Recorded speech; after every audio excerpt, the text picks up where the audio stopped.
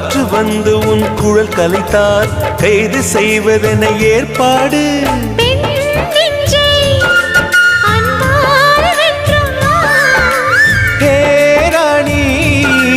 அந்த இந்திரலோகத்தில் நான் கொண்டு தருவேன் நான் ஒரு பூவீதம்.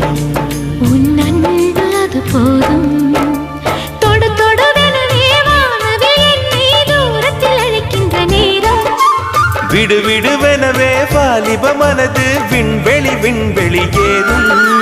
மன்னவா ஒரு கோயில் போல் இந்த மாளிகை எதற்காக?